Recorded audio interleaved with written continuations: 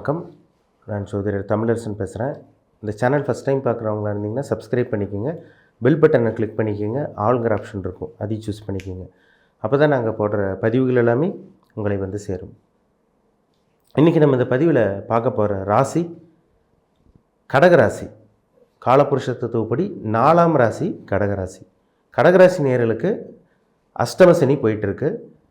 ரொம்ப கஷ்டத்தில் இருக்கீங்க. ரொம்ப பிரச்சனை மேலே பிரச்சனையாக தான் இருக்குது. உங்களுக்கு நிறைய அடிபட்டுட்டீங்க வாழ்க்கையில். ஒரு சோதனையான ஒரு காலகட்டம் சொல்லிடலாம் உங்களுக்கு. ஏன்னா நிறைய பிரச்சனைகளாக தான் உங்கள் வாழ்க்கையே இப்படி போயிட்டுருக்கு. உங்களுக்கு தொடர்ந்து பிரச்சனை தான். ஒரு பிரச்சனை போனால் இன்னொரு பிரச்சனை வந்துட்டுருக்கு உங்களுக்கு. ஆனால் இந்த வருடம் இந்த 2024ஆம் ஆண்டு உங்களுக்கு எப்படி இருக்குன்னு பார்க்கலாம். சரிங்களா? இந்த வருஷம் பாருங்கள், உங்களுக்கு குரு பயிற்சி நடந்திருக்கு.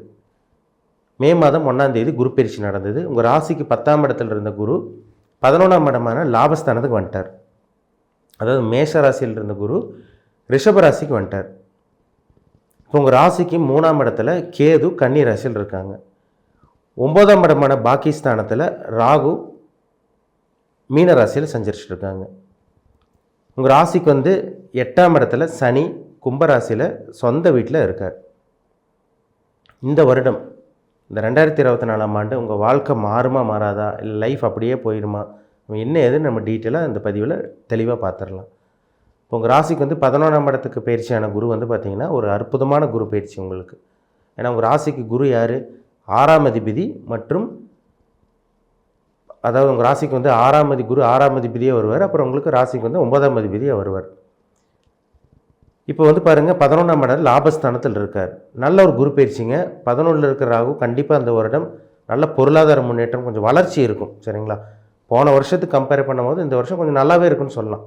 2023லலாம் அடிமேல் அடி விழுந்தது உங்களுக்கு.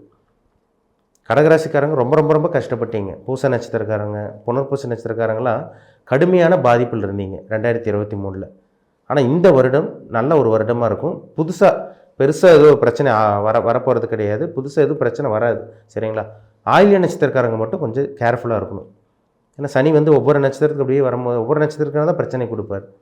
ஃபஸ்ட்டு புனர்பூச நட்சத்திரக்காரங்களுக்கு பிரச்சனை இருந்தது 2023 ஸ்டார்டிங்கில். அதுக்கப்புறம் வந்து பார்த்திங்கன்னா ஒரு பூச நட்சத்திரக்காரங்களுக்கு பிரச்சனை இருந்தது. இந்த வருடம் ஆயில்ய நட்சத்திரக்காரங்களுக்கு தான் கொஞ்சம் கவனமாக இருக்கணும். சரிங்களா? வேலை விஷயத்தில் கவனமாக இருங்க. புதுசாக எதுவும் ஆரம்பிச்சிட வேண்டாம். தொழிலை மாற்ற வேண்டாம். இந்த வருஷம் புது வேலைக்கு ட்ரை பண்ணிகிட்ருக்கீங்க, கவனமாக இருக்கணும். இருக்கிற வேலையை மெயின்டைன் பண்ணிக்கிங்க.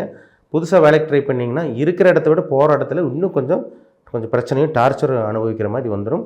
கொஞ்சம் கவனமாக இருக்கணும். சரிங்களா? ஆனால் அந்த முயற்சி வந்து பாருங்கள், நீங்கள் எடுத்து வைக்கிற ஒவ்வொரு முயற்சியும் உங்களுக்கு வந்து பார்த்திங்கன்னா கொஞ்சம் லேட்டான, அதாவது நடக்கிறது வந்து கொஞ்சம் லேட்டானாலுமே அது நல்ல விதமாக நடந்துடும் உங்களுக்கு. ஒரு பொருள் வாங்கணும்னு நினைக்கிறீங்க, இல்லை ஒரு இடம் வாங்கணும்னு நினைக்கிறீங்க, இல்லை வெளியூர் போகணுன்னு நினைக்கிறீங்க, இந்த மாதிரி விஷயங்கள்லாம் நடந்துடும் உங்களுக்கு. சரிங்களா? ஆனால் தொழிலை மாற்றிட வேண்டாம், வேலையை மாற்றிட வேண்டாம். இந்த 2 விஷயத்தில் மட்டும் கொஞ்சம் கேர்ஃபுல்லாக இருங்க. சரிங்களா? இந்த 3ஆம் இடத்தை பார்க்கக்கூடிய அந்த குரு வந்து பாருங்கள், தன்னம்பிக்கை கொடுப்பார். உங்கள் மனசில் ஒரு தெம்பையும் ஒரு தைரியத்தையும் கொடுத்துருவார். ஏன்னா 3ஆம் இடங்கிறது முயற்சி, தன்னம்பிக்கை, தைரிய வீரியஸ்தானம்னு சொல்லுவாங்க. அந்த இடத்துல கேது இருக்கார். 3ஆம் இடத்துல கேது இருக்கிறது ஒரு ப்ளஸ் பாயிண்ட் தான்.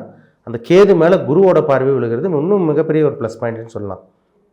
இந்த வருடம் தம்பி தங்கச்சியோட ஆதரவு கிடைக்கும்.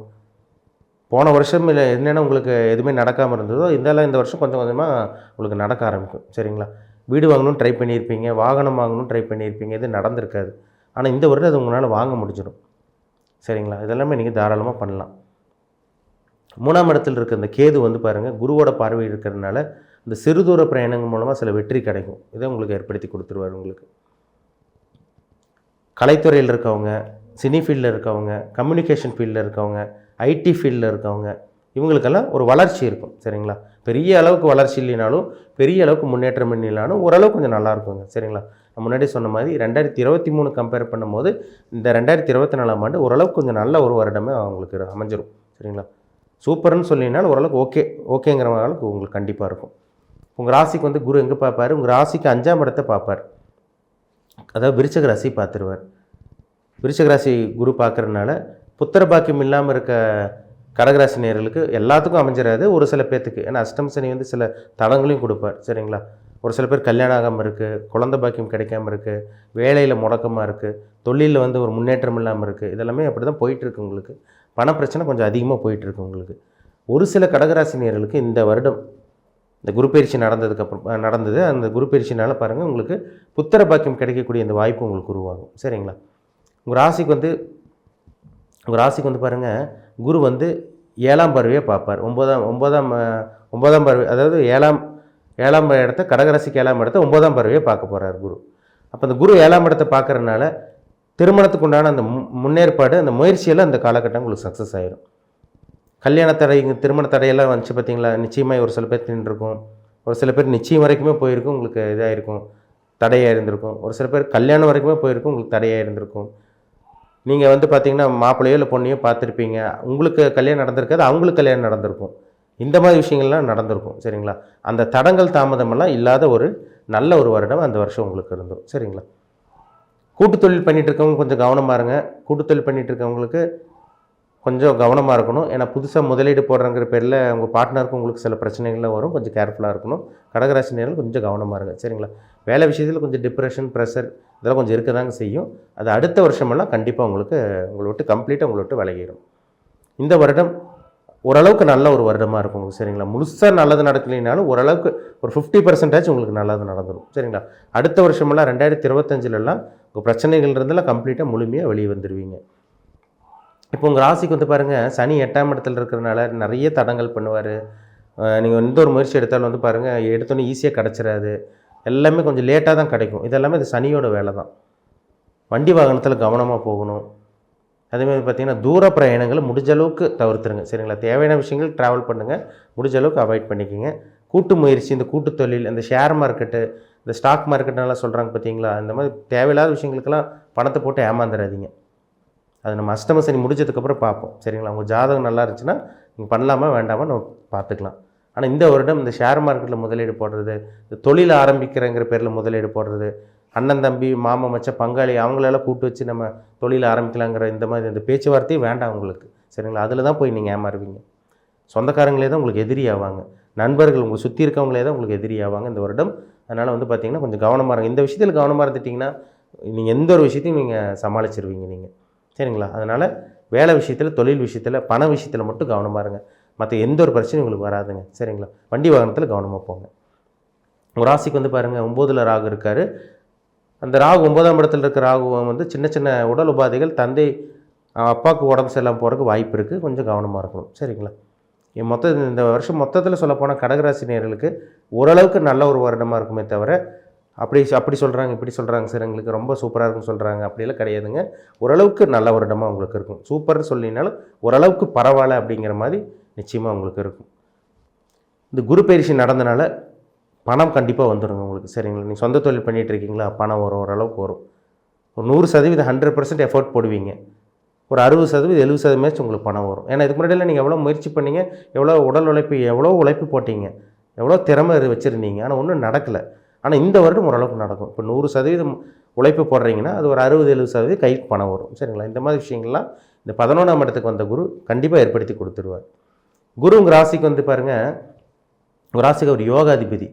அவர் வந்து யோகாதிபதி, பாக்கியாதிபதி. அவர் 11ஆம் இடமான லாபஸ்தானத்தில் வந்திருக்கார்.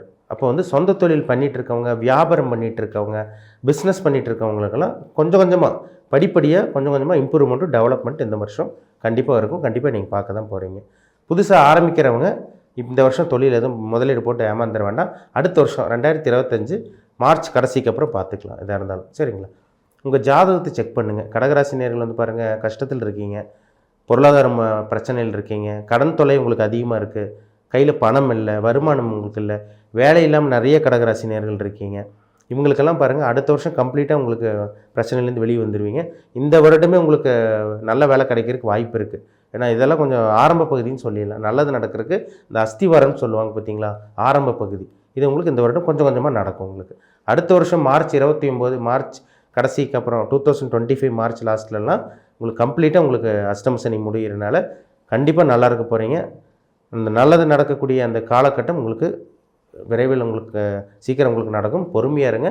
அவசர முடிவுகள் எதுவும் எடுக்காமல் இருக்கிறது ரொம்ப ரொம்ப நல்லது.